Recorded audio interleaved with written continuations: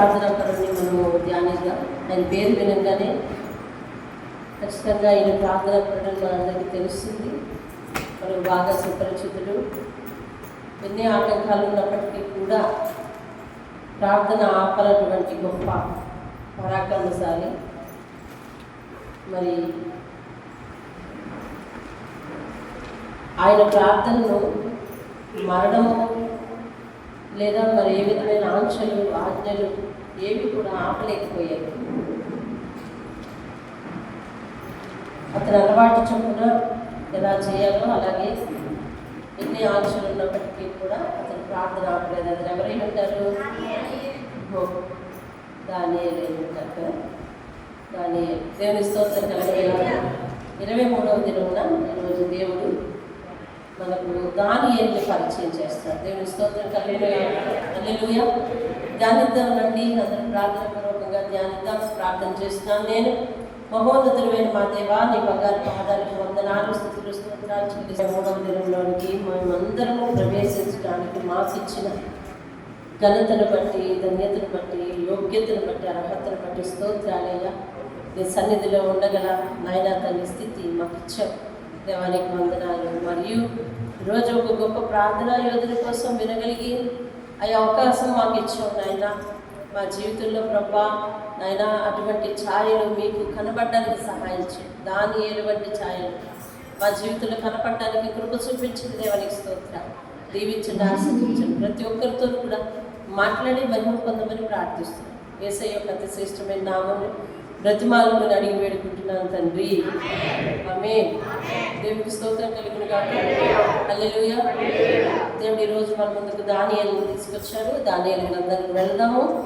దానియేలు బబులోను రాజ్యానికి ఒక బానిసగా వెళ్ళబడ్డాడు. బబులోను రాజ్యానికి ఒక బానిసగా వెళ్ళబడ్డ యువకుడు. దానియేలే కాదు, దానియేలుతో పాటు తనకున్న 3 స్నేహితులు శద్రకు, మేషకు, అబేద్నెగో అనే వాళ్ళు కూడా మరి వారితో పాటు ఆ బబులోను సంస్థానానికి బానిసలుగానే వెళ్ళారు. అయితే అక్కడికి వాళ్ళకు ఒక గొప్ప ఆపర్చునిటీ, ఒక అవకాశం, మంచి అవకాశం ఏంటంటే 4వ వచనం నుంచి చదువుదాం చూడండి. 4వ వచనం. తన నపుంసకుల అధిపతిని పిలిపించి అతనికి ఇలాగూ ఆజ్ఞాపించెను. ఇశ్రాయేలీయుల రాజవంశములలో, ఇక్కడికి వచ్చిన బానిసలందరూ ఎక్కడి నుంచి వచ్చారు? ఇశ్రాయేలీయుల వంశంలోంచి వచ్చారు. కాబట్టి ఇశ్రాయేలీయుల రాజవంశములలో ముఖ్యులయ్యుండి లోపము లేనటువంటి సౌందర్యమును, సకల విద్యా ప్రావీణ్యతయు, జ్ఞానమును కలిగి తత్వజ్ఞానము తెలిసిన వారై రాజనగరునందు నిలువదగిన, అంటే రాజనగరులో పని చేయటానికి వాళ్ళకి తత్వజ్ఞానం తెలిసి ఉండాలి, వారు సౌందర్యం గల వారై ఉండాలి, సకల విద్యా ప్రావీణ్యులై ఉండాలి, ఏ లోపము లేని వారై ఉండాలి. అటువంటి క్వాలిటీ పర్సన్స్ని ఎంపిక చేయను అని రాజు ఆజ్ఞ ఇచ్చారు. అందులో చాలామంది సెలెక్ట్ అయ్యారు. ఆ 4గురిలో వీరు ఉన్నారు అంటే అర్థం ఏంటి? వీరు జ్ఞానవంతులు, వీరు సౌందర్యవంతులు, వీరు సకల విద్యా ప్రావీణ్యత కలిగిన వారు అండి, బహు జ్ఞానము కలిగిన వారు అన్నమాట. కాబట్టి వీరి గురించి దేవుడు మరి ఎంత చక్కగా రాసి వచ్చారు చూడండి. సౌందర్యం ఉంది, జ్ఞానం ఉంది, యువకులు, సకల విద్యా ప్రావీణ్యులు అంటే అన్ని విద్యలు వచ్చి వాళ్ళకి మరి ఏమేమి విద్య వచ్చిందో క్లారిటీ తెలియదు, కానీ సకల విద్యా ప్రావీణ్యులను రాయబడి ఉంది. మరి లోపం లేనివారు అని రాయబడి ఉంది. వీళ్ళకు ఆ బబులోను దేశంలో కల్దీయుల భాష మాట్లాడతారు. కల్దీ భాష నేర్పమని, మరియు రాజు ఒక ఆప్షన్ ఇచ్చాడు. ఏంటంటే నా నగరంలో పనిచేయాలి కాబట్టి వారు బలంగా ఉండాలి, బలిష్ఠులై ఉండాలి. కాబట్టి నేను ఏదైతే తింటానో రాజు ఆహారం, రాజు భుజించు ఆహారం, నేను ఏదైతే తింటానో, ఏదైతే పానం చేస్తానో అదే వారు కూడా చేయాలి. చేసిన తర్వాత ఓ నియామక కాలంలో నా ఎదురుగుండకు తీసుకొస్తే నేను అప్పుడు అందులో వాళ్ళందరినీ బాగా సెలెక్ట్ చేసి నేను మరి తీసుకుంటాను అని చెప్పాడు. చెప్తే ఇప్పుడు రాజుగారి భోజనం తినాలి అనే ఆప్షన్ వచ్చేసింది దానియేలుకు వాళ్ళ స్నేహితులకి. ఏది విన్న వాళ్ళందరూ చేయి చూపించింది. ఎవరికి ఆప్షన్ వచ్చిందండి? దానియేలుకు, స్నేహితులకు, అతనితో పాటు ఉన్న వాళ్ళందరికీ కూడా వచ్చింది. బానిసలకు రాజు భోజనం అనే ఆప్షన్ వచ్చింది. అదేందా? వాళ్ళు బానిస దేశం వెళ్ళిపోయారు. రామస్వామి అర్థమవుతుందా? వాళ్ళు బానిస దేశం వెళ్ళిపోయారు. ఆ రాజు చెప్తున్నాడు, వీళ్ళు బానిసలుగా వచ్చారు కదా, వీళ్ళలో నుంచి కొంతమందిని, ఇది ఇప్పుడు నేను కొన్ని అర్హతలు చెప్పాను కదా, అలాంటి క్వాలిటీలు ఉన్న వాళ్ళని తీసి రాజనగర్లో పనిచేయాలి కాబట్టి రాజు భుజించే ఆహారమే పెట్టండి అని చెప్పడంతో మరి వాళ్ళందరూ కూడా మరి ఏమయ్యారో తెలియదు కానీ దానియేలు అతని స్నేహితులు మాత్రం చాలా కలవరం పొందారండి. చాలా కలవరం పొందారు. దానియేలు అతని స్నేహితులకు చాలా కలవరం పొందారు. కారణం ఏమిటి అంటే రాజు భుజించేదే వీళ్ళు ఏం చేయాలంట? భుజించారు. రాజు భుజించే భోజనం తినడానికి ఏంటి కలవరం ఏంటి అంటే మరి వారిది అన్యదేశం, బబులోను రాజ్యం. వారి దగ్గర మాంసం తింటే ఎక్కడ బలి మాంసం, బలి ఇచ్చినది, విగ్రహారాధితమైనది కలిసిపోద్దేమో. అదే అలాగే రాజు చేసే పానం, రాజు ఏం తాగుతాడో అది మేము తాగాలట. కాబట్టి ఎట్టి పరిస్థితుల్లో మాంసాహారమే రాజు తీసుకుంటాడు. కాబట్టి మాంసాహారం అనేసరికి ఇక ఏ విధమైన కల్తీ అయినా జరగచ్చని చెప్పి వీళ్ళు ఆ అధిపతిని వేడుకుంటారు. ఏమని వేడుకుంటారో చూడండి, 6వ వచనం. యూదులలో నుండి దానియేలు, హనన్య, మిషాయేలు, అజర్యా వారు వీరిలో ఉండిరి. 8వ వచనం. రాజు భుజించి భోజనమును పానము చేయు ద్రాక్షరసమును పుచ్చుకొని తన్ను అపవిత్రపరచుకొనకూడదని. ఏమండి ఏం చేయకూడదని అంటండి? అపవిత్రపరచుకోకూడదు అని. అంటే వీరు ఏ దేశం నుంచి వచ్చారండి? యూదా దేశం నుంచి వచ్చారు. అక్కడి నుంచి వచ్చి మరి ఏ దేవుని ఆరాధించేవారు? యెహోవా దేవుని ఆరాధించేవారు. ఈ దేశం వచ్చాక వాళ్ళు పవిత్రంగా ఉండడానికి ప్రయత్నిస్తున్నారు. చూసారా? ఏ విషయంలో? ముందు భోజనం విషయంలో. సాధారణంగా బానిసలకు బంపర్ ఆఫర్ కలిగింది కదా. రాజు భుజించే భోజనం బానిసలకు పెడతారా? పెట్టరు. రాజు భుజించే భోజనం బానిసలకు పెడతారా? పెట్టరు.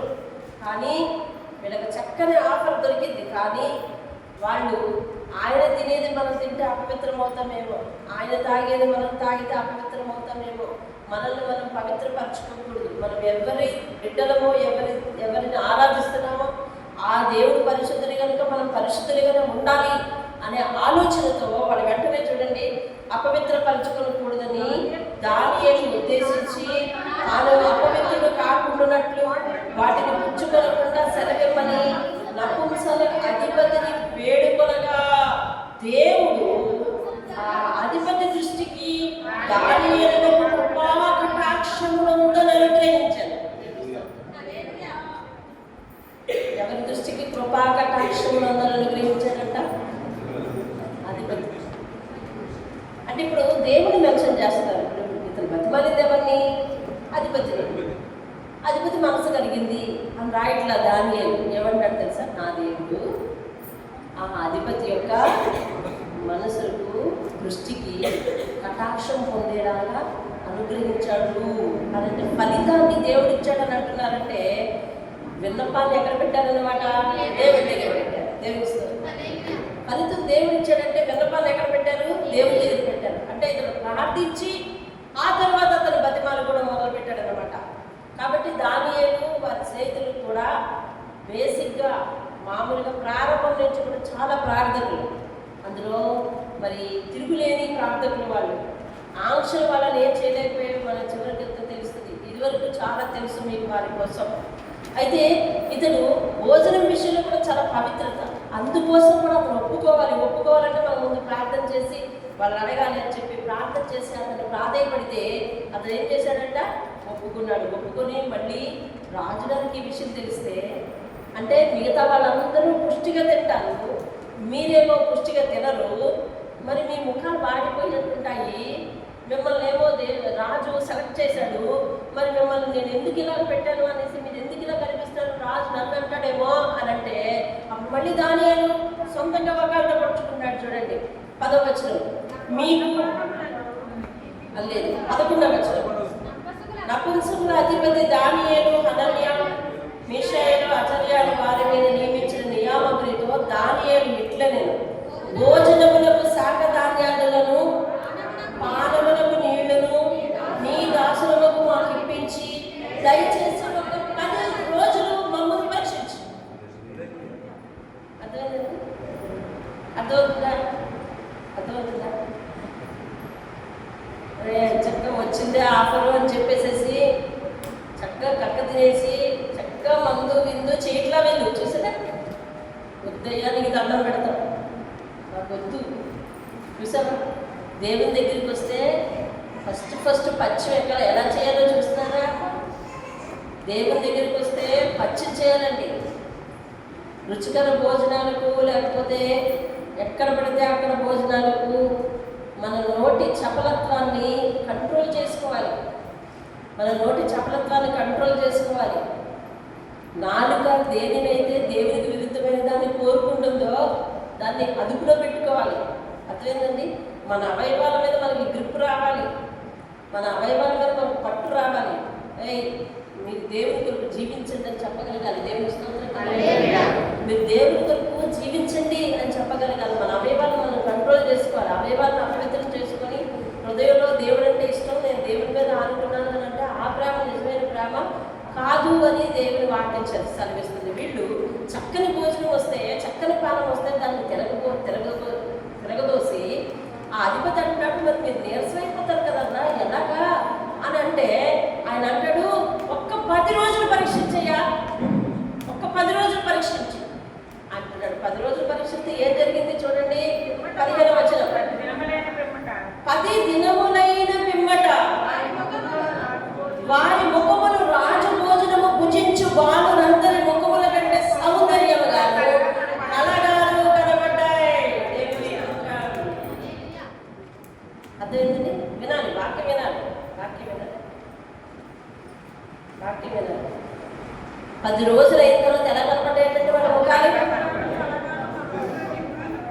మిగిలిన వాళ్ళందరికంటే కాపుసం. విన్నావా? 10 రోజులు అయిన తర్వాత వాళ్ళ ముఖాలు ఎలా కనపడ్డాయి?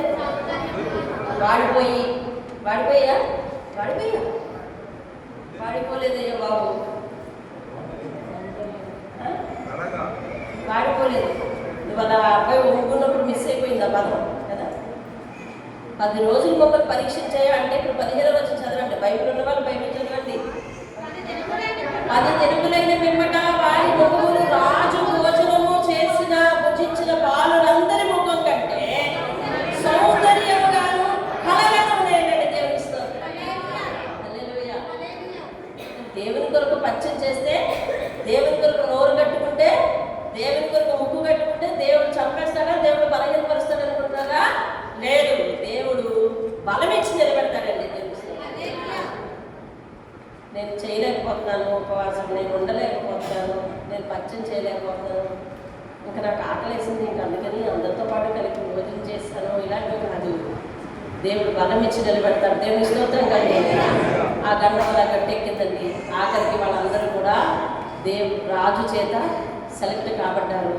దానియేలు బానిస దేశానికి వెళ్ళి చేసిన మొట్టమొదటి ప్రార్థన దేవుడు ఆలకించి దేవుడు ఎంతగానో ప్రతిఫలం ఇచ్చాడు. దేవుడికి స్తోత్రం కలిగేది కదా.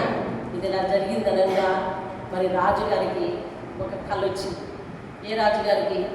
ఆ బబులోను దేశపు రాజుగారికి కళ వచ్చింది. కళ వచ్చిన తర్వాత ఉదయాన్నే లేచి ఆ దేశంలో ఉన్న జ్ఞానులందరినీ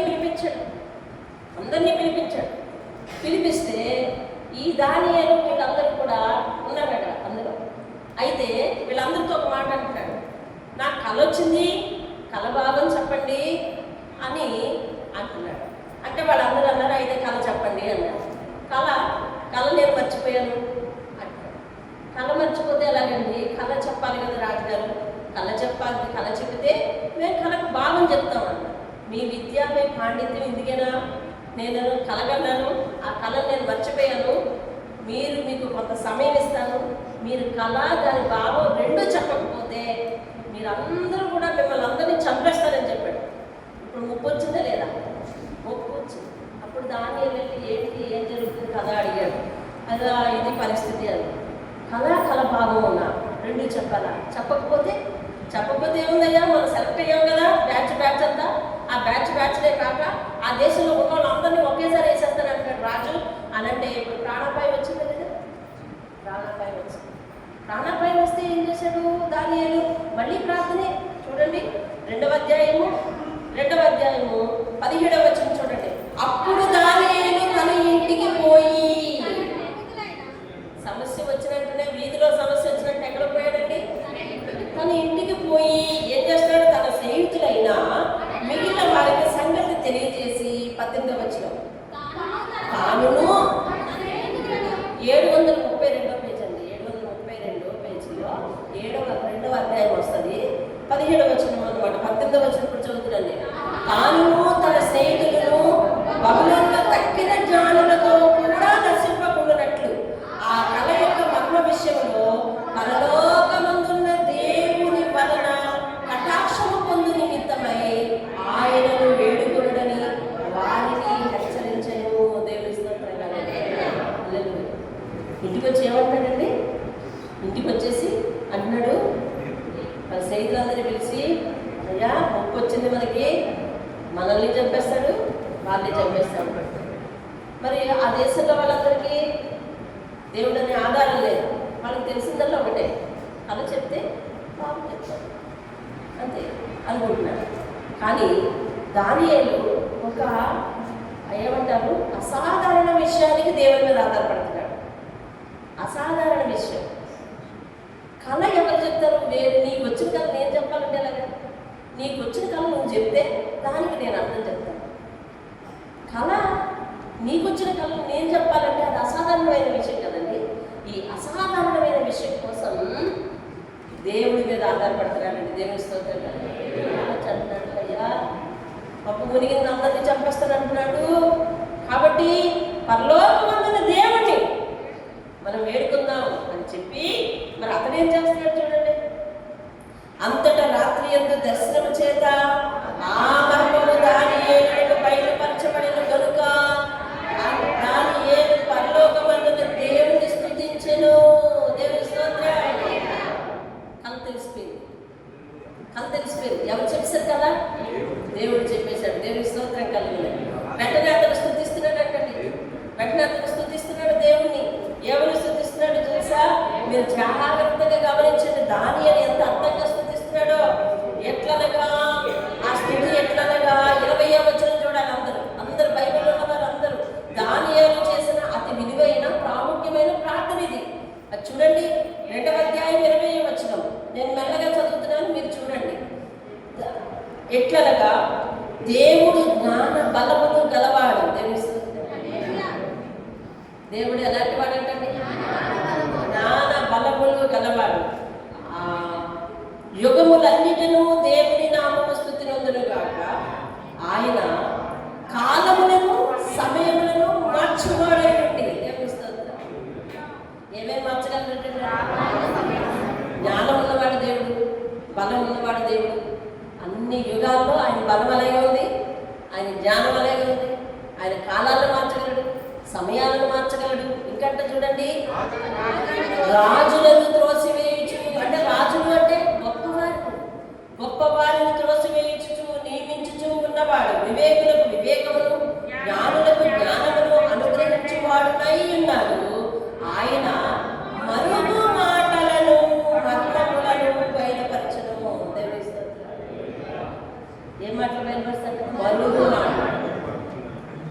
మనం అనుకుంటున్నాం ఎవరికి తెలియదు మరుగు అని, కానీ మరుగు మాటలు బయలుపరిచేవాడట. జ్ఞాన బలములు కలవాడట.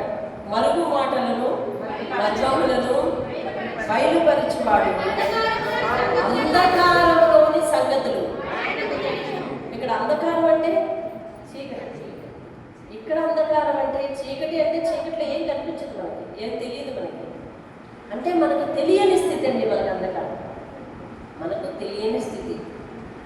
మనం దేని గురించి తెలియదు తెలుసా? మన భవిష్యత్తు గురించి మనకు తెలియదు. రేపేం జరుగుతుందో చెప్పు తెలియదు. రేపేం జరుగుతుందో తెలుసా మనకి తెలియదు. మన అంచనాగా కొన్ని పనులు చేద్దాం అనుకుంటున్నాం, అందులో కొన్ని అవుతాయి, కొన్ని చేయగలుగుతున్నాం, కొన్ని చేయలేకపోవడానికి గల కారణం ఏంటో తెలుసా? మధ్యలో మనం ఊహించినటువంటి, మనం అనుకోనటువంటి పనులు, సందర్భాలు, సంఘటనలు మనకు వచ్చి చేస్తున్నాయి. ఇవి ఎవరికి తెలుసు? తెలియలేదు మనకి. కాబట్టి అంధకారంలోని సంగతులన్నీ కూడా ఆయనకు తెలుసంట.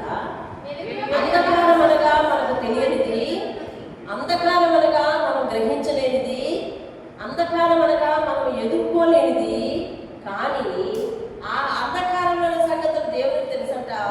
అయితే వెలుగు యొక్క నివాస స్థలం దేవుని దగ్గర ఉంది కాబట్టి మనం వెలుగులో అనగా దేవుని దగ్గర నివసిస్తే అంధకారంలో సంగతులు మనకు తెలియవు. కాబట్టి వెలుగులో ఉన్న మనము వెలుగై ఉన్న దేవుని ఆశ్రయిస్తే మనకు ఏ భయము లేదు. దేవుని ఇప్పుడు మనం చక్కగా స్తంభానికి 4 లైట్లు వేసుకుని ఉన్నాం కదా. బయట ఏమైపోతుందో, ఏ పనులు పాములు ఎక్కడి నుంచి వెళ్ళిపోతున్నాయో ఇవన్నీ మనకు తెలీదా? తెలీదు. ఇప్పుడు తెలుసుకోవాల్సిన అవసరం కూడా లేదు, ఎందుకంటే మనకు వెలుగు. తెలుసుకోవాల్సిన అవసరం కూడా లేదు, మనకు వెలుగుంది, వెలుగులో ఉన్నాం, కంఫర్ట్గా ఉన్నాం. తెలియని దాని గురించి ఆరాటం మనకు అవసరం లేదు, తెలియని దాని గురించి భయం మనకు అవసరం లేదు, తెలియని దాని గురించి దిగులు మనకు అవసరం లేదు. తెలియనిది మనకి నష్టం చేకూరుస్తుందేమో అనే భయం కూడా అవసరం లేదు. ఎందుకు తెలుసా? మనం వెలుగులో. ఇప్పుడు దేవుని దగ్గర ఏముందంట? వెలుగు యొక్క నివాస స్థలం ఉన్నదంట. అందుకని అక్కడ మనం ఉంటే మనకే భయం లేదు. దానియేలు ఎంత అర్థవంతంగా, ఎంత చక్కగా, ఎంత చాకచక్యంగా దేవుణ్ణి తన జ్ఞానంతో, నిజంగా దానియేలు జ్ఞానం గలవాడే ఎందుకయ్యాడు విషయమా? అతడు దేవుణ్ణి స్తుతించడంలో, దేవుణ్ణి గణపరచడంలో గొప్ప జ్ఞానం ఉందండి ఆయనకి. అందుకని ఆయన అంటున్నాడు, జ్ఞానపరములు గలవాడు, వివేకములు గలవాడు, యుగములన్నిటి స్తుతింపగలిగిన వాడు, నా రాజులను నియమించి త్రోసివేసి ఉన్నవాడు, కాలాలను మార్చగలడు, సమయాలను మార్చగలడు, అందగా మరుగు మాటలను తెలియజేయగలవాడు, మరి వాటి మర్మాలను తెలియజేయగలవాడు. అంధకారంలో సంగతులు ఆయనకి తెలుసు, వెలుగే ఆయన అంటాడు దేవుని స్తోత్రం. ఎంత అర్థవంతంగా స్తుతిస్తున్నాడో చూడండి. అందుకని మా పితరుల దేవా, నువ్వే మాకు వివేకం దయచేసావని దేవుని మీద ఆధారపడి ఆ కళ తీసుకొని వెళ్ళి రాజు దగ్గరికి ప్రజెంట్ అయ్యాడు. మరి కళ చెప్పాలి కదా. కళ చెప్తే రాజు అంటున్నాడు, 26వ వచనం, రాజు, నేను చూసిన కళయు దాని భావమును తెలియచెప్పుట నీకు సత్యమా? నీకు అవుతుందా? ఎందుకని? దేశం నన్ను ఏమన్నారు? కుదరదు అన్నారు కదా. దేశం అంతా ఏమన్నారండి? జ్ఞానులందరూ కలిపి ఏమన్నారు? అలా ఎలా కుదురుతుంది అన్నారు. ఈయనేమో చల్లగా ఇంటికి వెళ్ళిపోయాడు, మళ్ళా వచ్చేసాడు. చల్లగా వచ్చేస్తే నేను చెప్తానయ్యా అని నిలబడితే నీకు వచ్చా, నీకు అవుతుందా అంటే ఆయనేమంటున్నాడు చూడండి అని దానియేలుని అడగగా, దానియేలు రాజు సముఖంలో ఇలాగ ప్రత్యుత్తరం ఇచ్చింది. రాజు అడిగిన ఈ మర్మము జ్ఞానులైనను, గారడీ విద్య గలవారైనను, సతుల గాండ్రైనను, జ్యోతిష్కులైనను చెప్పచాలను. అయితే మర్మములను బయలుపరచగల దేవుడు ఒకడు పరలోకమందు ఉన్నాడు.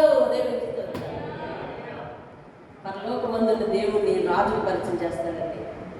నా వల్ల కాదు, నీ వీలవుద్దా అడిగాడు రాజు. దానియేలు అంటాడు,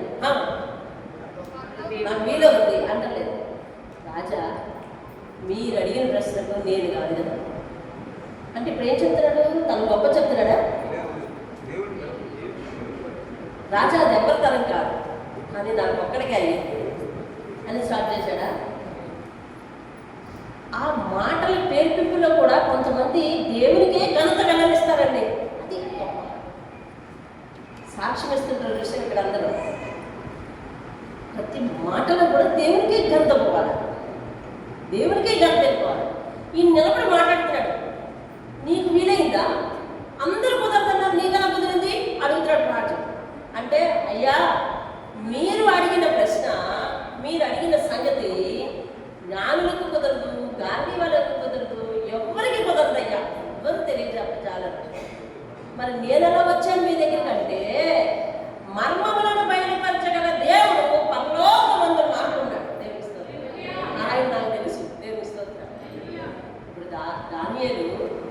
దేవుణ్ణి నాకు అతను సొంతమని పరిచయం చేస్తాడు కదా, అంతేనా? మర్మములను తెలియపరచగల దేవుడు పరలోకమందున్నాడు. నేను పరలోకమందున్న దేవుని మీద ఆధారపడ్డాను. ఆయన నాకు చెప్పాడు, నాకున్నాడు. ఎవరికున్నాడు? పరలోకమందున నాకున్నాడని చెప్తున్నాడండి. దేవుని స్తోత్రంగా. మనందరికీ పరలోకమందున్న ఒక దేవుడు ఉన్నాడు. అతడు వెలుగు యొక్క నివాస స్థలమై ఉన్నాడు. అంధకారంలోని సంగతుల కొరకు మనకు భయం లేదు. దేవుని స్తోత్రంగా. హల్లెలూయా. కాబట్టి ఇంకా ముందుకు వెళదాం. ఆ రీతిగా ఆ గండాన్ని రెండవ ప్రార్థనతో దానియేలు నెగ్గెను. దేవుని స్తోత్రంగా. నెగ్గడా? నెగ్గాడు. ప్రార్థనతో నెగ్గాడు. మూడవదిగా వాళ్ళ స్నేహితులకు ఒక గండం వచ్చింది. వాళ్ళ స్నేహితులందరికీ మిగతా ముగ్గురికి ఒక గండం వచ్చింది. ఆ గండం సంగతి మీకు తెలుసు. ఇందులో దానియేలు లేడు కాబట్టి నేను చాలా క్లుప్తంగా చెప్పేస్తాను. కానీ దానియేలు ప్రార్థించకుండా ఉండి ఉంటాడా? అదే దేశంలో ఉంది, ఖచ్చితంగా ప్రార్థించి ఉంటాడు. కానీ మరి దానియేలు ప్రధానమంత్రి స్థానంలో ఉన్నాడు కాబట్టి వీళ్ళు ముగ్గురు ఆ సమస్యలో ఇరుక్కున్నారు. ఎలా ఇరుక్కున్నారు? రాజు ఒక పెద్ద విగ్రహాన్ని చేయించి దేశంలో వాళ్ళందరూ కూడా వచ్చి దానికి మోకరించాలి. నేను ఒక సమయం చెప్తాను, ఆ సమయంలో మరి డ్రమ్ములన్నీ మోయిస్తాము, మ్యూజిక్ ఇన్స్ట్రుమెంట్స్ అన్నీ, మరి సంగీత వాయిద్యాలన్నీ కూడా వాయిస్తాము. అన్నీ వాయించిన వెంటనే మీరందరూ సాగిలపడి, నేను కష్టపడి చేయించిన విగ్రహానికి మీరందరూ మోకరించాలి, సాష్టంగపడాలి అని మొత్తం దేశంలో వారి రాజ్యంలో ఉన్న ప్రజలందరినీ కూడా ఆ మైదానానికి రమ్మన్నారు. అందరూ వచ్చారు. అందరూ వరుసలు తీరి నిలబడ్డారు. అందులో ఈ ముగ్గురు కూడా ఉన్నారు. దానియేలు స్నేహితులు ముగ్గురు ఉన్నారు.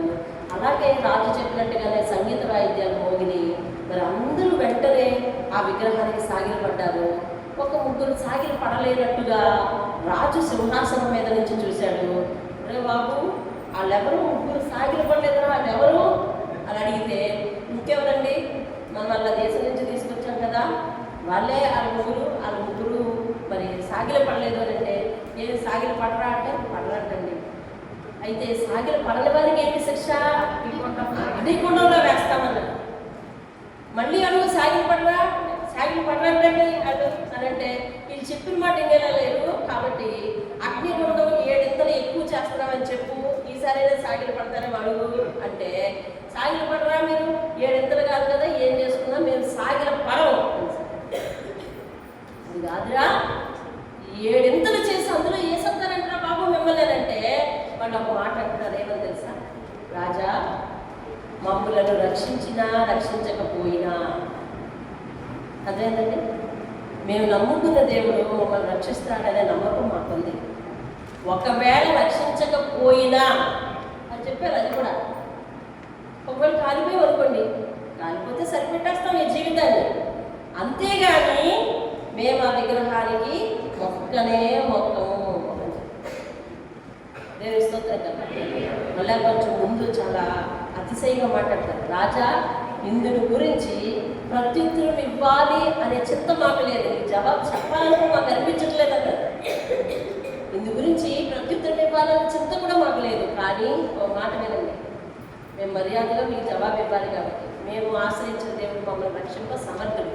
ఒకవేళ అతను రక్షింపకపోయినను రాజా, నీవు నిలవబెట్టిన విగ్రహం వరకు మేము సాష్టాంగ పడము అని చెప్పిన తర్వాత మరి వీళ్ళందరూ పాపం, పనులందరూ పాపం 7 ఇంతలు ఎక్కువ చేశారు కదా.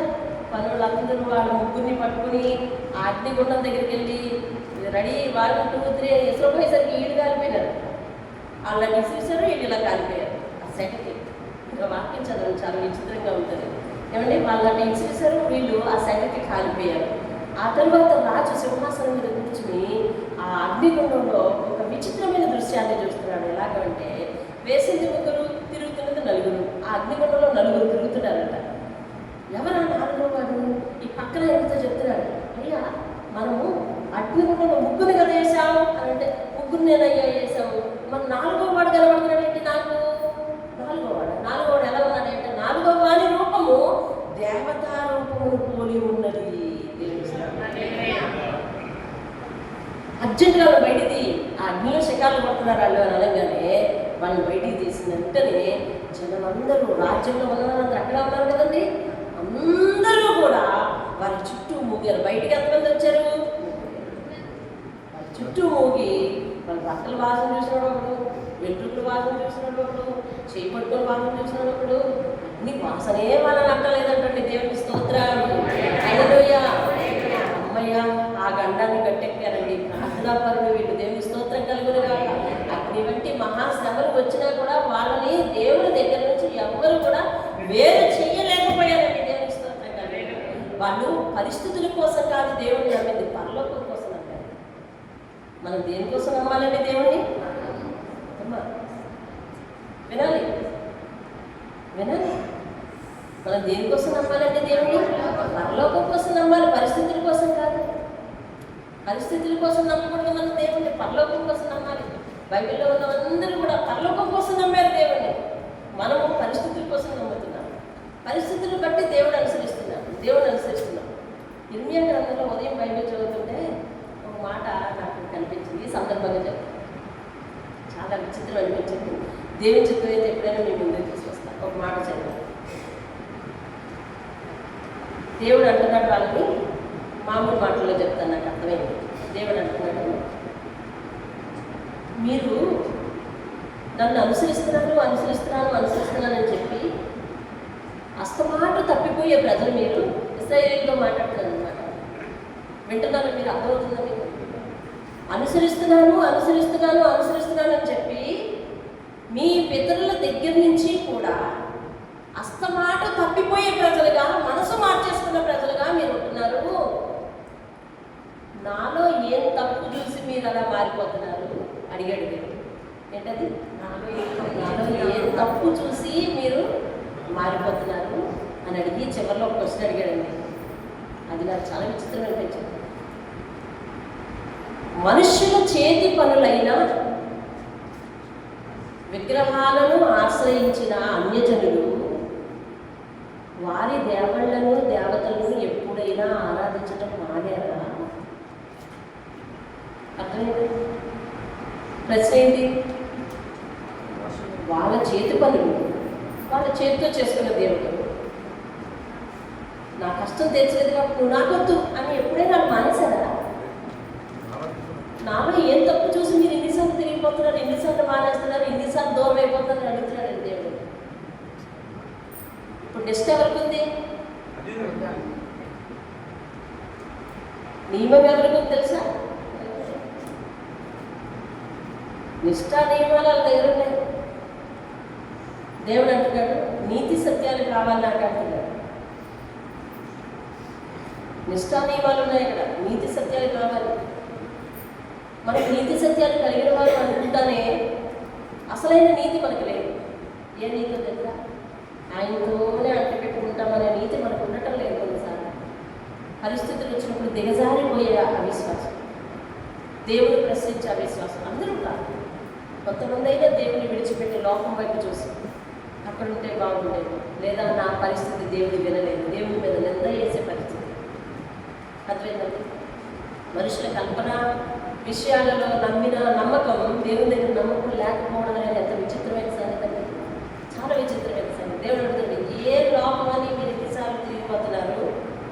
మనుషుల చేతి పనులైన వాటిని ఆరాధించడం వాడు ఎప్పుడైనా మానుకున్నారా వాటిని అని అడుగుతున్నాడు. అంటే వీళ్ళందరూ పరిస్థితులను చూసి దేవుడిని ఆశ్రయించారు. పరిస్థితుల కోసం దేవుని దగ్గరికి వచ్చినారు. లాభాన్ని ఆశీర్వాదాన్ని ఆశించవచ్చున్నారు. కానీ పూర్వీకులు అట్లా కాదు. దానియేలు వారి సైతం అలా కాదు. చచ్చిపోతాం అయ్యా, చచ్చిపోతాం, రక్షిస్తాడు దేవుడు, రక్షించకపోతే పోనీ, చచ్చిపోతాం అని తీర్చి చెప్పేశారంతే. దేవుని స్తోత్రం కలుగుతారు. కాబట్టి ఆ గంట వల్ల తప్పింది. ఆ తరువాత ఏం జరిగింది చూడండి. 3వ అధ్యాయం 5వ అధ్యాయం పడుతుంది చూడండి.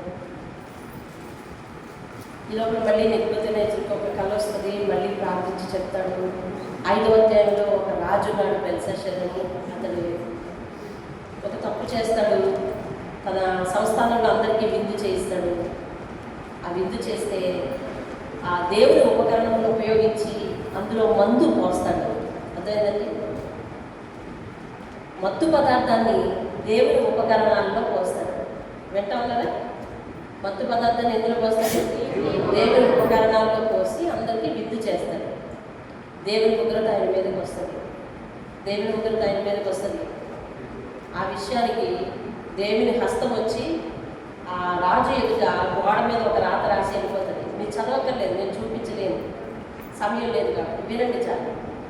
దేవుడు హస్తము అతను ఎదురుగుండా వచ్చి గోడ మీద రాసి వెళ్ళిపోతుంది. దాని అర్థం చెప్పగలవాడు పాపులర్ అయిపోయాడు కదా. ఇంకా దానియేలు ఎవరు వెతుక్కోట్ల, ఎవరెవరైనా వెతుక్కోట్ల, దానియేలు దగ్గరికి వెళ్తున్నారు అందరూ కూడా. దానియేలు పిలిపించారు. దానియేలు ఈ రాతకు అర్థం ఏంటి చెప్పు అని అంటే, ఒక రాజు సంస్థానంలో ఉండి రాజు గురించి దేవుడు రాసిన విషయాన్ని చెప్పడానికి ఏమాత్రం జంకలేదండి దానియేలు.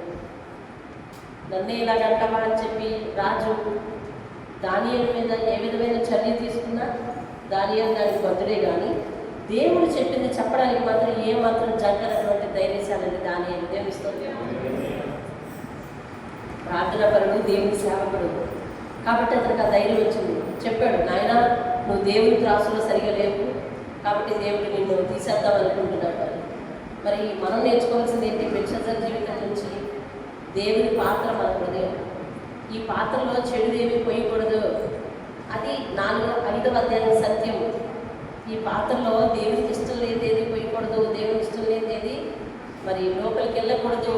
ఆ పాత్ర ఇది దేవుని పాత్ర, ఈ హృదయం, ఇందులో దేవుడే నివసించాలి. దేవుని స్తోత్రం కలగాలి.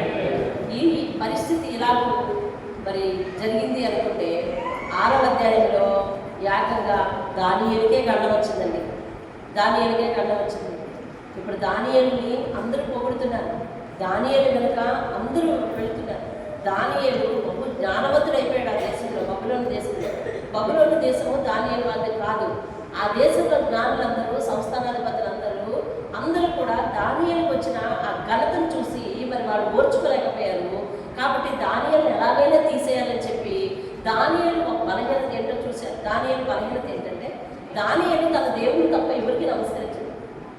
దానియేలు తన దేవునికి తప్ప ఎవరికి నమస్కరించడు. కాబట్టి తన భక్తితోనే తనను కొట్టాలని చెప్పి వారు ఒక శాసనం చేశారు. ఏమనంటే రాజుని 4 మాటలు పొగిడి, రాజా 4 రోజులు నువ్వే పూజింపబడాలి, దేవుడు లేదు, ఎవరు లేదు, ఇంకేం లేదు, అందరూ నీకే నమస్కారం చేయాలయ్యా, నీకు నమస్కారం చేయని వాళ్ళు ఎవరుంటే వాళ్ళని సింహబోన్లో పడేయాలయ్యా అని ఒక శాసనం తెండి, రాజుగారు మిమ్మల్ని 4 రోజులు పూజిస్తుంటే మాకు చూడాలని ఆనందంగా ఉంది అంటే రాజు అది నిజమే అనుకుని ఖచ్చితంగా ఆ శాసనము చేసేసాడు. శాసనం చేసినప్పుడు దానియేలు అక్కడే ఉన్నాడు. కానీ చదువుదాం మీరు 6వ అధ్యాయం 10వ వచనం.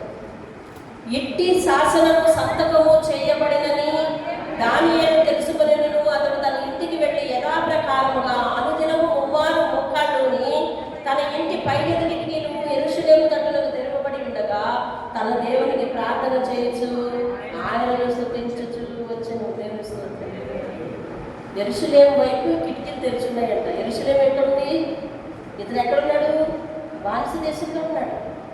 ఏ ప్రాంతం నుంచి చెరగొని ఇక్కడికి తీసుకొచ్చారు? యెరూషలేము ప్రదేశం నుంచి ఇక్కడ తీసుకొచ్చారు. కానీ యెరూషలేము ఏ వైపు ఉందో అటువైపు తెరుచుకుని ప్రార్థన చేస్తున్నాడటండి. అర్థమవుతుందండి?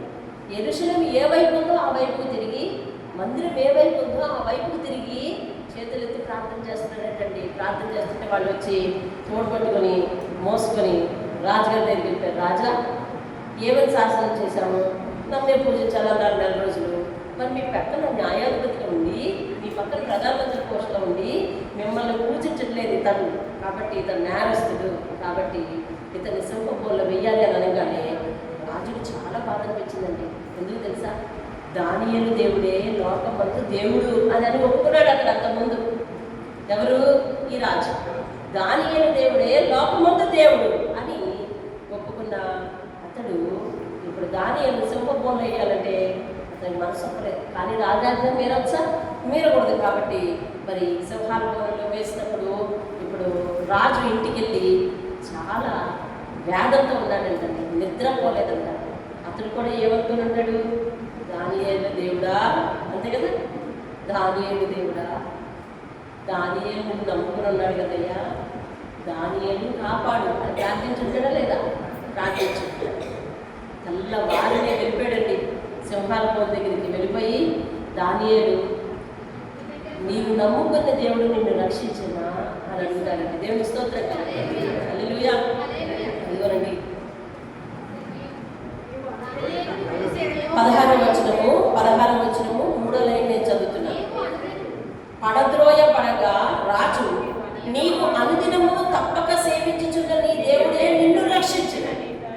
చెప్పాక దానియేలుని సింహకోణంలో వేశారు. ఇప్పుడు 20వ వచనం, ఉదయాన్నే లేచి వచ్చాడండి. 19వ వచనం, తెల్లవారుజామున రాజు వేగిరమే లేచి సింహముల గుహ దగ్గరకు త్వరపడిపోయాను.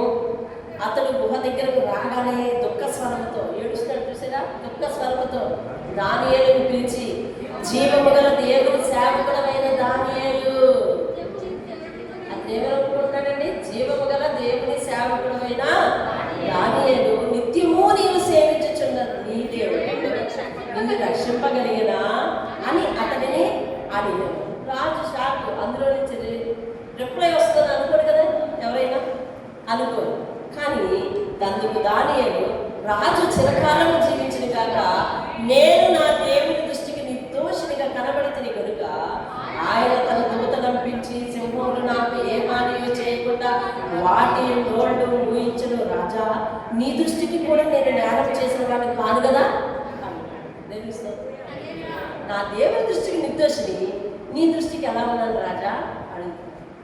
నా దృష్టికి ఎలా ఉన్నాడు ఏంటయ్యా? రాత్రంతా నిద్ర పట్టలేదు లేక కదా, నీకేమైపోయిందో అని నిద్ర పట్టలేదయ్యా. లాభం లేదు, బయటగా సంగతి వాళ్ళందరి సంగతి చెప్తానని చెప్పి వాళ్ళందరినీ పిలిపించాడండి. అందరినీ పిలిపించి దానియేలు మీద ఎవరెవరైతే కుట్ర పన్నారో వాళ్ళందరినీ ఒకేసారి సింహభూమిలో వేశారు. ఒకేసారి వేశారు. దానియేలు చెప్పిన సమాధానం ఒకసారి ఆలోచిద్దాం. అయ్యా, నేను నా దేవుని దృష్టికి నిర్దోషిని కనుక ఆయన తన దూతను పంపించాను. అతను సింహాల బోన్లో ఉన్నాడు, అతనికి సింహాల బోన్ నుంచి కాపుదల కావాలి. మరి నాకు ప్రతి విషయంలో ఆయన కాపుదల కావాలి, నీకు ప్రతి విషయంలో కాపుదల కావాలి. నువ్వు ఆయన దృష్టికి నిర్దోషిగా కనిపించాలి. ఆయన దృష్టికి నిర్దోషిగా కనిపించాలంటే పాలతో మనల్ని కడుక్కున్నా లేకపోతే దేనితో మనం కడుక్కున్నా నిర్దోషం అయిపో. ఆయన సన్నిధికి తరచూ వెళ్తున్నాం అనుకోండి, నిర్దోషంగా అవుతాం.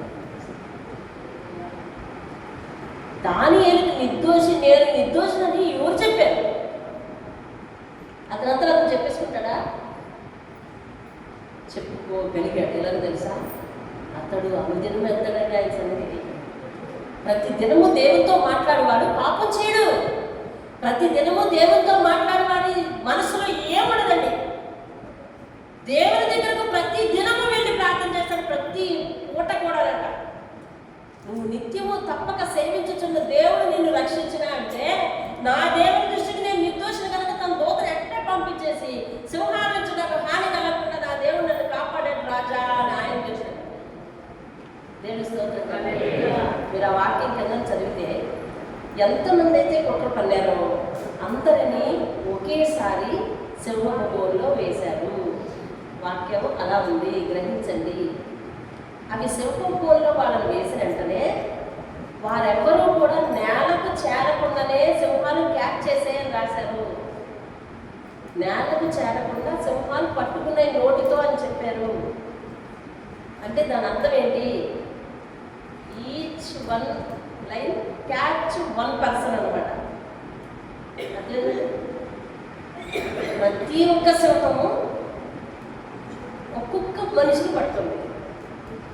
అంటే ఎన్ని సింహాలు ఉన్నాయి అందులో ఆ లెక్క తెలియాలి అంటే, ఆ లెక్క కరెక్ట్గానో లేదా అంచనాలకు దగ్గరికి వెళ్ళిపోవాలంటే మనం ఈ 6వ అధ్యాయం మొదటిలో ఎంతమంది ఆయన మీద కుట్ర పన్నారో తెలిస్తే ఇంచుమించు ఆ లెక్క తెలుస్తుంది. ఇంచుమించుగా 400 పైగానే సింహాలు. ఇంచుమించుగా కాబట్టి అప్రాక్సిమేట్ ఏం చెప్పలేదు. అక్కడ ఎంతమంది పనివారు ఉన్నారు, ఎంతమంది అధిపతులు ఉన్నారు, ఎంతమంది సైన్యాధిపతులు ఉన్నారు, అందరూ ఇతని మీద పన్నారు. అందరినీ దానియేలు బయటకు వచ్చిన తర్వాత సింహాల బోన్లో వేయించడం జరిగింది. మరి ఎంత తక్కువలో తక్కువ వేసుకున్నా 300 కంటే ఎక్కువ వేసుకుంటారు. అదే వాళ్ళందరినీ గృహ అడుగుకు చేరక మునిపే ఆఖరి వచ్చింది. నేను చదివిన 24లో వచ్చి నేను చదివేస్తున్నాను. రాజు ఆజ్ఞగా దానియేలు మీద నింద మోపిన ఆ మనుషులను వారి తోడుకుని వచ్చి సింహముల గుహలో పడదలుసి వారిని, వారి కుమారులను, వారి భార్యలను, వారొక్కరూ ఒక పిల్లలు అనుకుంటే వారి భార్యలు, వారి కుమారులు, కుమార్తెలు ఈచ్ ఫ్యామిలీకి ఇద్దరు వేసేసుకో. అప్పుడు అంతా అయిపోయింది. అక్కడే ఒక వీళ్ళకి 100 ఎంత ఉంటారు ప్రారంభంలో, అక్కడే 400 అయిపోతుంది అండి. సరే, వారిని వారి కుమారులు వారి భార్యను పడుతుంది. వారి గుహ అడుగులకు రాకముడిపే సింహముల పాలయ్యి, సింహములు వారి ఎముకలు సైతం పగలగొరికి పొడి చేస్తారు. దేవుని స్తోత్రం. అప్పుడు అంటున్నాడు రాజు, చూడండి 27వ వచనం, ఆయన విడిపించువాడును రక్షించువాడునై ఉండి, ఎక్కడ 26 నుంచి చదవాలి. నా సముఖమున నియమించిన దేవులుగా నా రాజ్యంలోని సకల ప్రభుత్వంలో ఎందుకు నివాసులు దానియేలు యొక్క దేవునికి భయపరచు ఆయన సముఖమునే వణుకుచుండవలెను. ఇప్పుడు ఎవరిని మనందరూ మన దేశంతో మారిపోతాం రా బాబు అన్నాడు. మనందరూ ఎవరిని పూజిద్దాము? ఆ దానియేలు దేవుణ్ణే పూజిద్దాము. ఆయన సముఖంలోనే వణుకుచుండాలి. ఎందుకనంటే ఆయన జీవం గల దేవుడయ్యా. ఈ నుంచి సాక్షి ఇస్తున్నాడు చూడండి. ఆయనే జీవం గల దేవుడు, ఆయనే యుగం ఉండేవాడు, ఆయన రాజ్యం నాశనం కాదు, ఆయన ఆధిపత్యం కలిగిన వాడైంది, ఆయన ఆధిపత్యం తొదమట్టమును ఉండును, ఆయన విడిపించేవాడును రక్షించేవాడనైండి, పరమందును భూమి మీదను సూచిక కలిగిన ఆశ్చర్యకార్యం చేయవాడు, ఆయనే సమూహటువంటి ఈ దానియేలును రక్షించను అని రాయించేశాడు లేకుండా. అండి వినాలి, దేవుని వాక్యం మీద రాయించేశాడు ఏకంగా అండి. ఆ రాజ్యపు మినిట్స్ బుక్లో రాయించేశాడండి. దేవుని స్తోత్రం. మరొక ముఖ్యమైన ప్రార్థన అవసరత ఆయనకు వచ్చింది. 9వ వచనం చూడండి. 9వ వచనం, 9వ అధ్యాయం.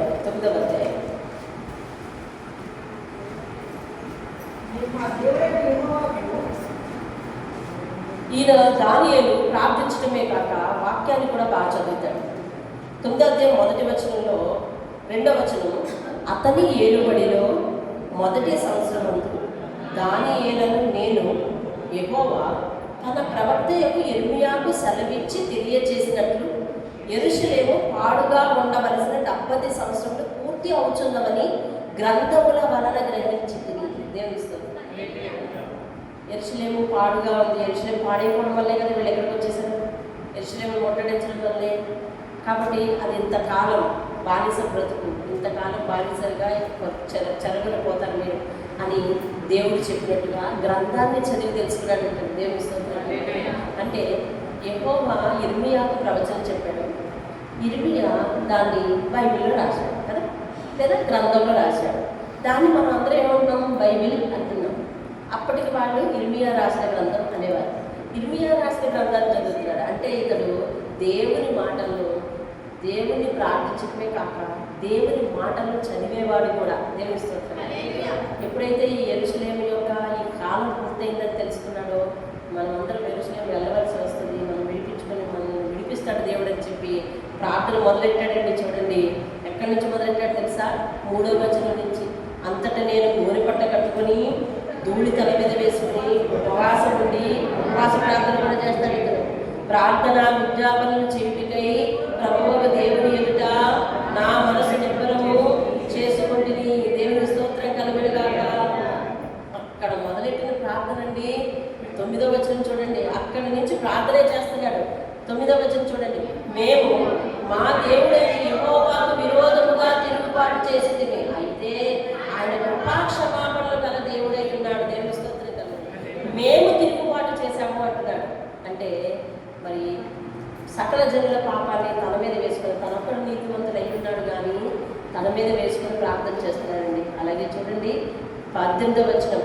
అయ్యా నీ గొప్ప కనికరములను బట్టియే మేము నిన్ను ప్రార్థించుచున్నాము కానీ మా స్వనీతి కార్యములను బట్టి కాదు, నీ సన్నిధిని నిలువబడి ప్రార్థించడం లేదు అంటున్నాను. అయ్యా నేను నిలబడి, నేను ఉపవాసం ఉండి, నేను కూర్చుని నీ దగ్గర ప్రార్థించేస్తున్నానంటే నా నీతిని చూసి, నా సొంత నీతిని చూసి నువ్వు రప్పించినందుకు కాదు, నీ కృపను బట్టి నీ సన్నిధికి రాగలుగుతున్నాను అంటున్నాడండి. దేవుని మీరు ఈ మాటను పరిశుద్ధాత్మ శక్తి వలన అర్థం చేసుకున్నారు. ఈరోజు నేను ఇక్కడ నుండి వాక్యం చెప్తున్నాను. మీరు మందిరంలోకి వచ్చి కూర్చుని వాక్యం వింటున్నారు. నాకు తెలిసింది ఏంటి? ఈరోజు ఒక టైం టేబుల్ ఉంది. ఆ టైం టేబుల్ ప్రకారం 23వ రోజు ఈరోజు నేను వచ్చేస్తున్నానని నేను అనుకుంటున్నాను. మీరేమనుకుంటారు తెలుసా? ఈరోజు 23వ రోజు, ఈరోజు 23వ రోజు ఎవరి కోసం చెప్తారో అని అనుకుని మీరు ఆసక్తిగా వచ్చారు. అర్థమైందా? దీని వెనక, నా వెనక, మీ వెనక దేవుడు నిన్ను అసలు తన సన్నిధికి రావడానికి ఒక అంగీకారం తెలిపాడు. అర్థమైంది? గ్రహించావా? దేవుడు నిన్ను తన సన్నిధికి రావడానికి అంగీకారం తెలిపాడు. ఎలా తెలిపాడంటే తెలుసా? నువ్వు ఈరోజు అంతనో, నిన్నంతనో, లేదా నీ జీవితంలోనో నీతి కార్యాలు చేశావు కాదు, తన కృపను బట్టి రాణి ఎక్స్క్యూజ్ కదా అంటే మినహాయి కృపను బట్టి రాణి నిన్ను ఈరోజు రాణిస్తాను. అందుకే ఏ బలహీనత లేదు, వచ్చేసింది. ఓపిక చేసుకొని రాగలిగా. ఆటంకం రాలేదు, అందుకనే వేదం లేదు, అందుకనే ఎక్కడికో పరిగెత్తే అవసరం రాలేదు, అందుకే ఎవరికోసమో మారిపోవాల్సిన అవసరం రాలేదు, అందుకే గుండెలు అరచేతి పట్టుకుని కుటుంబ సభ్యుల కోసం ఆడవలసిన అవసరం రాలేదు, అందుకే అందరూ దేవుని సన్నిధికి వచ్చాం. దేవుని స్తోత్రం. అందరూ దేవుని సన్నిధికి వచ్చాము. ఆయన ఏమన్నాడో తెలుసా? రా ఈరోజు అంగీకారం అంటే ఆయన మనల్ని అనుమతిస్తే మన జీవితంలో సర్వం ప్రశాంతంగా ఉంటాయన్నమాట. అంతే కదా? ఆయన అనుమతిస్తే సర్వ ప్రశాంతంగా ఉంటాయన్నమాట. దేవునిస్తే కొన్నిసార్లు అపవాదిని విశ్వాస జీవితాన్ని పరీక్షించాలని కొన్ని ఆటంకాలు పెట్టినా నువ్వు రావడానికి తహతహలాడి గెలిచావంటే దేవుడు నీ మీద తన దృష్టి నిలిపి ఆటంకాలు రాకుండా కాపాడతాడండి. దేవుడు ఫస్ట్ మన ఓరకలు, మన ప్రయత్నాలు ఉండాలి కదా, మన ప్రయత్నం ఉండాలి. దేవుడు అబ్బా, ఆయన ఎంత కృపగల దేవుడు అంటే ఆలోచించాలి. ఎంత కృపగల దేవుడు. అయ్యా ఈరోజు నేను మందిరానికి వెళ్తాను, మందిరానికి వెళ్ళే అవకాశం లేదు, మందిరానికి వెళ్ళే అవకాశం లేదు, ప్రార్థించుంటాం. బేసిక్గా ప్రార్థించుంటాం కదా. ప్రార్థించావా సత్య? నేను నీ చర్చికి వెళ్ళాలయ్యా, సాయంత్రం ఏ ఆటంకం రాకూడదయ్యా, నాకు ఏ ప్రమాదం జరగదు, అలా ప్రార్థించాం. బేసిక్గా వీళ్ళు వెళ్తాను ప్రభావ, వీళ్ళు ఎవరి కోసం మాట్లాడతాం అనుకుని ఉంటాం అంతే. కానీ మనం అడగని పర్మిషన్లనే ఆయన ఇచ్చి ఈరోజు అంటున్నాడంటండి. దానియేలు చెప్తున్నాడు ఆ సత్యం. మేము నీ కృపను బట్టి నిలుచుండి ప్రార్థించుచున్నాము కానీ మా స్వనీతి కార్యములను బట్టి కాదు. ఎంత తగ్గింపు చూడండి. ప్రార్థించే తత్వం ఉన్న వారికి తగ్గించుకునే తత్వం ఉంటుందండి. ఎక్కడ? దేవుని దగ్గర, ఇంకెక్కడ కాదు అని కాదు, అన్ని చోట్ల తగ్గించుకునే తత్వం వస్తుంది. నువ్వు ప్రార్థన పరురాలకి ప్రార్థన పరుడు అయినా నువ్వు కొన్ని చోట్ల తగ్గలేకపోతున్నావు అని అంటే అది అపవాదం నీ కాళ్ళకు అర్థం వేసిన ఒక పెద్ద పరీక్ష. ఈ పరీక్ష మనకి ఏం తెస్తుందని రోమపత్రిక చెప్తే తెలుసా? నిరీక్షణ తెప్పిస్తుంది. నిరీక్షణ ఓర్పును తెప్పిస్తుంది. ఓర్పు గొప్ప కార్యాలు చేస్తుందని దేవుని వాక్యం చెప్తుంది. దేవుని స్తోత్రం కదా. ఓర్పు ఏ కార్యాలు చేస్తుందంటే గొప్ప కార్యాలు. పరీక్ష నిరీక్షణ, నిరీక్షణ ఓర్పు తెస్తుంది. గొప్ప సంగతి. పరీక్ష ఓర్పును, ఓర్పు నిరీక్షణ తెస్తుందట. ఆ నిరీక్షణ మనం సిగ్గుపడ్డవదంటండి. దేవుని స్తోత్రం. ఎంత గొప్ప సంగతి అండి. బైబిల్లో ఏం రాయబడ్డాయి? ఓర్పు కోసం రాయబడింది, సహనం కోసం రాయబడింది, సౌశీల్యం కోసం రాయబడింది, సమాధానం కోసం రాయబడింది, దేవుని కృప కోసం రాయబడింది, కనికరం కోసం రాయబడింది, క్షమాపణ కోసం రాయబడింది. తెలుసా? మనందరం ఈరోజు క్షమాపణ పొందుకొని ఇక్కడికి వచ్చామండి. ఆయన ఓకే వెళ్ళు అన్నాడు అంతే. దేవునికి స్తోత్రం. ఓకే వెళ్ళు అన్నాడు. పరిస్థితులన్నీ బాగున్నా దేవుని దగ్గరికి రావాలని అనిపించకపోవటం ఏంటి? అది బైబిల్ ఎక్కడైనా ఉందా? ఉంది. పౌలు చెప్తాడు కొరింథీయులకు రాసిన పత్రిక, దేవునికి దూరంగా ఉండాలనుకునేది ఒక దుష్ట హృదయం అంటాడు. అన్నిటికీ, నీ ప్రతి అనుమానానికి, నీ ప్రతి పరిస్థితికి కూడా బైబిల్ సమాధానం చెప్తుంది. పరిస్థితులు అడ్డుకు వస్తాయి, ఏదో మనసు బాగాలేదు కానీ అంత ఆయనకి రాకపోతే గొడవ అయిపోయింది. అయిపోయిన వెంటనే ముందు ఎవరి మీద అడిగేద్దాం, ఎవరి పనులు పోస్ట్పోన్ చేశారంటే దేవుని పనులు పోస్ట్పోన్ చేస్తాను అనుకోండి, నేను ఇక్కడ ప్రార్థన కాదు పోస్ట్పోన్ చేస్తాను అనుకోండి. దీని గురించి ఏమంటారంటే అపవాదిని గెలిపించడం అంటారు. అపవాదిని గెలిపించడం అంటారు. మనం ఎవరి ముఖం చూడాలి? ఆ యువకులందరూ నిలబెట్టిన ప్రతిమ ముఖం చూశారు. ఎవరి ముఖం చూశారండి? పరలోకమంతులు దేవుని ముఖం చూశారంటే. అందుకనే వారు లొంగనం అన్నారు. దానియేలు బోన్లో పడి ఎవరి వైపు చూస్తున్నాడండి? పరలోకమంతులు దేవుని వైపు చూస్తున్నారు. దేశంలో జ్ఞానులందరికీ మరణం వచ్చేసింది. ఎవరి వైపు చూస్తున్నారు మీరంతా? దేవుని వైపు చూస్తున్నారు. దేవుని స్తోత్రం కలగాలి. హల్లెలూయా. ఆపద్దు దేవుని వైపు చూస్తున్నారు. కాబట్టి మనము దేవుని వైపు చూసేవాళ్ళం ఉండాలి. మన కన్నులు ఎప్పుడు కూడా పరలోకమందున్న దేవుని వెతికే వాళ్ళం అయి ఉండాలి. దేవుని స్తోత్రం కలగాలి. అప్పుడు గెలుపు మనది. ఉన్నాడండి అని చెప్పాడు. అవునా? పరలోకమందు మాకు దేవుడు ఉన్నాడు. మర్మములను తెలియజేసేవాడు ఆయన.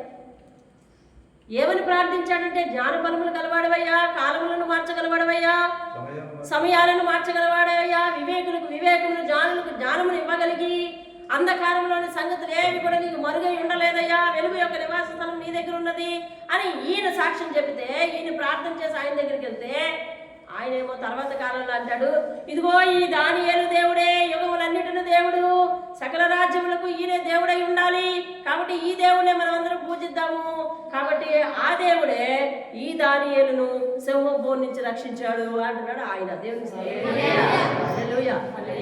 ఇదిగో నీ నిష్టను బట్టి, నీ నీతిని బట్టి, నీ ప్రార్థన విధానాన్ని బట్టి, దేవునితో నువ్వు కమిట్ అయిన ఆ విధానం బట్టి నీ చుట్టుప్రక్కల ఉన్న వారందరూ కూడా నీ దేవుణ్ణి స్తుతిస్తారండి. దేవుని స్తోత్రం. నీ ప్రవర్తన వలన దేవుడు నమ్మిన వాళ్ళందరూ ఇంతే కట్టుకుంటారు. దేవుడు నమ్మిన వాళ్ళందరూ ఇలాగే ఉంటారు. మన చుట్టుప్రక్కల అన్యులు ఉన్నారనుకోండి, వాళ్ళు ఎదుట మరింత జాగ్రత్తగా మన మాట తీరు ఉండాలి, మన రిఫ్లెక్షన్ ఉండాలి, మన ప్రవర్తన ఉండాలి, మన పరిస్థితులు ఉండాలి. ఓహో, దేవుడు నమ్మిన వారు కాబట్టి అలా చేయగలిగారు, నేనైతే అలా చేయలేకపోయినాను అని అనిపిస్తుంది. లేదు, అన్యులు దేవుని యందు భయభక్తులు కలిగి, అమ్మో వాళ్ళ దేవుడు దగ్గర అలా ఉండకూడదు, ఇలా ఉండకూడదు అని వాళ్ళు అనుకోండి, మనమే పద్ధతి తప్పి ప్రవర్తన తప్పి ప్రవర్తించామనుకోండి, దేవునికి మన వల్ల చెడ్డ పేరు వస్తుందండి. దేవునికి మన వల్ల చెడ్డ పేరు వస్తుంది. కాబట్టి మనము దేవునికి మంచి పేరు తెచ్చేవారంగా, లేకపోతే ఆయన నామానికి ఘనత తెచ్చేవారంగా, చుట్టుప్రక్కల మన ప్రవర్తన చూసిన అన్యులందరూ కూడా దేవుని స్తుతించేవారుగా చేయాలి. దేవుని స్తోత్రం. హల్లెలూయా. కాబట్టి ఆయన ప్రార్థన చేస్తున్నాడండి. వెంటనే దేవుని దూత ఆయనకి జవాబిచ్చి ఇదిగో అదే 9వ అధ్యాయంలో, మీకు వీలు లేకపోతే గుర్తుపెట్టుకోండి, 9వ అధ్యాయము 20వ వచనంలో, వెంటనే 20వ వచనంలో చూడండి, ఆయన నేను ఇంకా పలుకుచూ ప్రార్థన చేయొచ్చు పవిత్ర పర్వతము వరకు నా దేవుడైన యెహోవా ఎదుట నా పాపమును, నా జనమ యొక్క పాపమును ఒప్పుకొనుచు. ఆయన పాపం ఏముందండి? దానియేలు పాపం ఏముంది?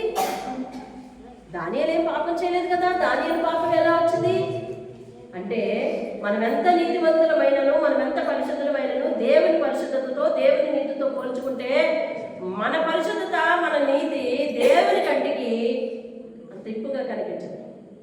మనము ఎంత శ్రద్ధ కలిగి భక్తి చేసినా దేవుని నీతితో మన నీతి సమానం కాదు. ఆయన ఒకడే నీతివంతుడు, ఆయన ఒకడే పరిశుద్ధుడు. కనుక మనం నిరంతరమైన పాదాల దగ్గరికి వెళ్ళి, ప్రభు నా పాపాన్ని క్షమించేయాలి అని అడిగే మనం అయి ఉండాలండి. దేవుని స్తోత్రం. దేవుని పాపాన్ని క్షమించు. అతడట నా పాపమును, నా జనుల యొక్క పాపము. ముందు ఎవరి పాపం ఒప్పుకుంటాడు? మన పాపమే ఒప్పుకుంటాడండి. మనం ప్రార్థన చేయడానికి వెళ్ళినప్పుడు మన పాపమే ఒప్పుకోవాలి, పక్కోళ్ళ పాపం కాదు. అదవుతుందా? ఇంట్లో వాళ్ళ పాపము, బయట వాళ్ళ పాపము కాదు. ముందు నీ పాపం ఉండాలి. నా దేవా, నీ సన్నిధిలో నేను పాపని, నా పాపం క్షమించు, నా ప్రార్థన అంగీకరించు అని అంటే తర్వాత ముఖం వింటాడు ఆయన. అక్కడ చూడండి, ఆ 23వ వచనంలో ఒక మాట ఉంటుంది, దేవుని దూత అతనికి ప్రత్యక్షమై మాట్లాడుతుంది. ఏమని తెలుసా? దానియేలు నీకు 22వ వచనంలో, దానియేలు నీకు గ్రహింపు శక్తినిచ్చుటకు నేను వచ్చాను, నీవు బహు ప్రియుడు కనుక అందరికీ వినపడాలి కదా. కాబట్టి వినండి, నేను చదువుతున్నాను.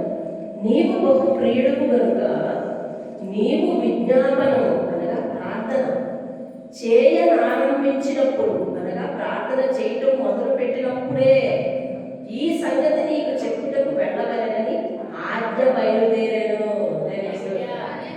నీకేమర్థమైంది? దేవుని దూత చెప్తుంది, దానియేలు నువ్వు ఇలా ప్రార్థన ప్రారంభించవు లేదో నీతో కబురు చెప్పని దేవుడు నన్ను ఇచ్చేసాడు. వెంటనే ఆజ్ఞ వచ్చాడు. అంటే చూసావా, ప్రార్థన చేయకపోవడం మనకు ఆలస్యం అండి. ప్రార్థన చేస్తే వినేవాడు దగ్గర చేరువగానే ఉన్నాడు. దేవుని స్తోత్రం.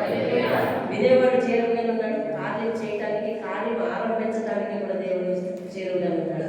మనం అనుకుంటున్నాం ఈవేళ ప్రార్థించడానికి ఈవేళే కలిసి రాలేదని. లేదు, దేవుడు కార్యాన్ని కార్యస్థితి కలగచేసి ప్రారంభిస్తున్నాడని మనం అర్థం చేసుకోవాలి. దేవుని స్తోత్రం కదా. రైట్. మరి 10వ అధ్యాయము పక్క పేజీ మీద ముగిస్తున్నాను నేను. 10వ అధ్యాయము 11వ వచనం. దానియేలు నీవు బహు ప్రియుడు కనుక నేను నీ యొద్దకు పంపబడితిని, లేచి నిలబడి నేను నీతో చెప్పు మాటలు విను. 18వ వచనం. అతడు మరలా నన్ను ముట్టి నన్ను బలపరిచి నీకు బహు ప్రియుడము, భయపడకము, నీకు శుభమవును కాక, ధైర్యం తెచ్చుకో అని నాతో చెప్పాను. దేవుని స్తోత్రం. హల్లెలూయా. దావీదు దేవునికి బహు ప్రియుడు అని చెప్పి దానియేలు గ్రంథంలో 3 చోట్ల రాయబడిందండి. 3 చోట్ల రాయబడింది. దానియేలు దేవునికి ఎలాంటి వాడంటే బహు ప్రియుడు. అయినప్పటికీ కూడా అతని ప్రార్థనలో మొదటి అంశం ఏంటి? దేవా నేను పాపిని. తన ప్రార్థనలో మొదటి అంశం ఏంటంటే ఎవరి పాపాన్ని ఫస్ట్ ఒప్పుకుంటాడు? కనుక దానియేలు వంటి ప్రార్థన జీవితాన్ని మనం కూడా కలిగి ఉన్నాం. ఎలాంటి ఆటంకాలు వచ్చినా ప్రతి దినము ప్రార్థన చేసే అలవాటు, 2 పూట్ల ప్రార్థన చేసే అలవాటు.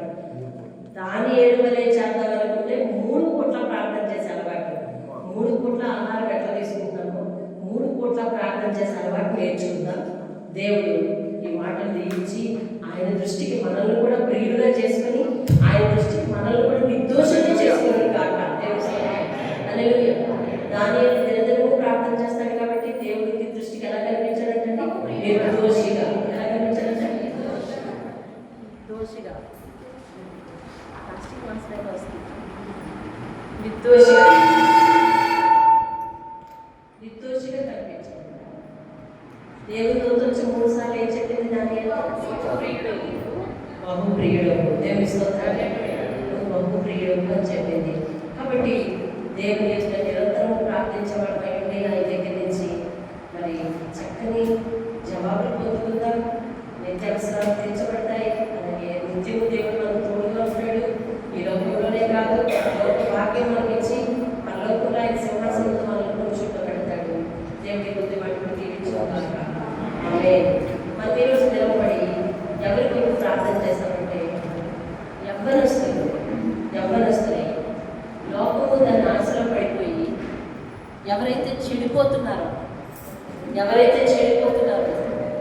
వాళ్ళ జీవితాలను ఎవరైతే పాడు చేసుకుంటున్నారో, తల్లిదండ్రులకు కడుపు శోకాన్ని తీసుకొస్తున్నారో, చెడిపోయి పడిపోతున్న యువకుల కోసం ప్రార్థించేద్దాం. దేవుని స్తోత్రం కలుగుతారు. హల్లెలూయా.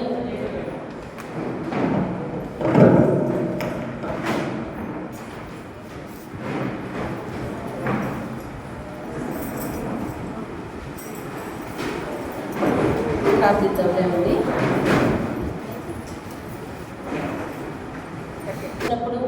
సమస్య ప్రాణాల మీదకి వచ్చినప్పుడు ప్రభువా ఎలాగూ ప్రార్థన చేయాలో అయ్యా నాయన, ఎక్కడ మోకరించాలో, వెలుగు యొక్క నివాస స్థలం నీ దగ్గర ఉందని, అంధకారంలోని సంగతులు మరి అవి నీకే తెలుస్తాయని, వాటి కోసం మేము భయపడవలదని, అయ్యా కాలములను సమయములను మార్చగల గొప్ప దేవుడు అని అయ్యా దానియేలు ప్రార్థిస్తున్నాడు. తండ్రి దేవా, మా జీవితంలో కూడా తెలియని విషయాల కొరకు మేము భయపడక నీ మీద ఆధారపడే వారంగా మేము ఉండగలగడానికి సహాయం అనుగ్రహించండి. అలానే నాయన దేవా తండ్రి నాయన, నేటి ప్రార్థనాంశంగా దానియేలు వంటి యువకులు అయ్యా శద్రకు మేషకు అబేద్నెగో వంటి యువకులు మా సంఘాలలో లేపట్టినా నాయన నీ స్తోత్రం. మా సంఘంలో యువకులను ప్రభువా ఆ రీతి నాయన తండ్రి స్నేహం, ఆత్మీయ స్నేహం కలిగి ఉండేవారుగా అయ్యా వారు కలిసి ఉన్న వేళలో అయ్యా నిన్ను స్తుతించేవారుగా, ప్రార్థించేవారుగా అయ్యా తండ్రి బహు అసాధ్యమైన సంగతుల కొరకు ప్రార్థించేవారుగా అయ్యా ఉపవాసం ఉండి ప్రార్థించేవారుగా పరలోకమందుని దేవుని వెతికేవారుగా అయ్యా తండ్రి మా బిడ్డలు ఉండగలగడానికి సహాయం దయచేయండి అయ్యా తండ్రి. గొప్ప ఆత్మీయ సహవాసం వారిది బాబు తండ్రి. నేను ఎవరికి వారికి సమస్యలు వచ్చినప్పటికీ దానియేలు ఒంటరిగా సమస్య ఎదుర్కొన్నాడు, అలాగే వీరు ముగ్గురు సమస్య ఎదుర్కొన్నారు. కానీ ఇద్దరు కూడా ఒకే సాహసోపేతమైన జీవితాన్ని, ఆత్మీయ సాక్ష్యాన్ని కలిగి ఉన్నారయ్యా.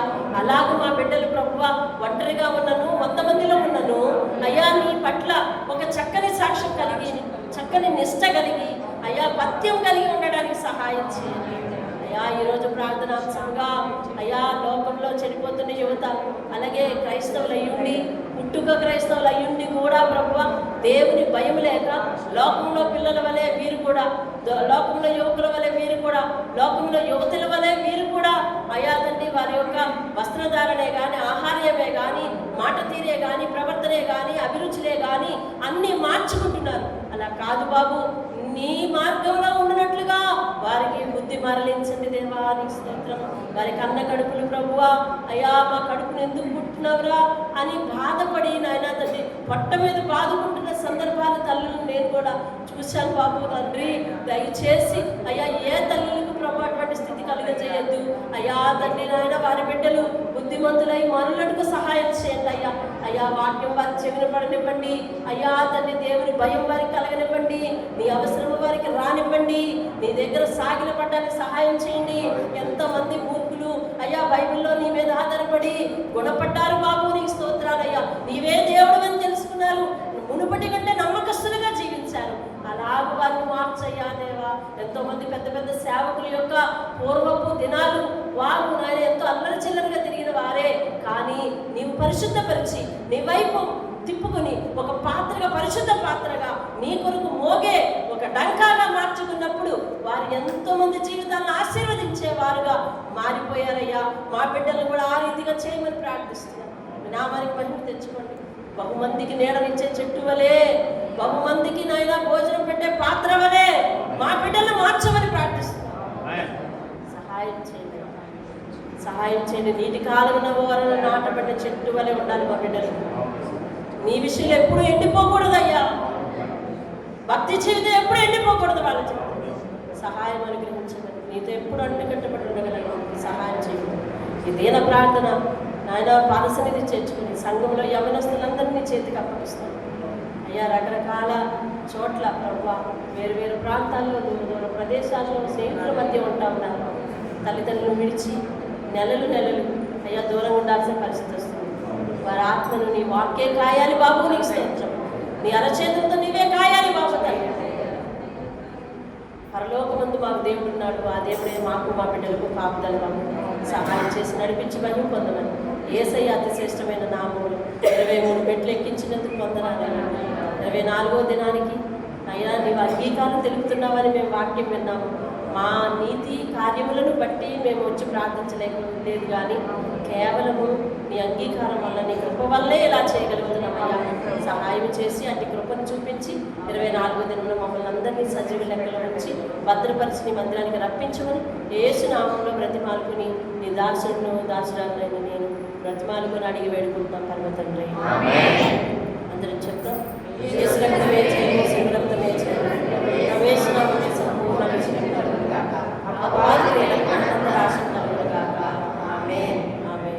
తండ్రి అయిన దేవుని ప్రేమ, కుమారుడైన యేసుక్రీస్తు వారి యొక్క కృప, పరిశుద్ధాత్మ యొక్క అన్యోన్య సహవాసం సదా మనందరికీ తోడై నడిపించును గాక. ఆమేన్. ఆమేన్.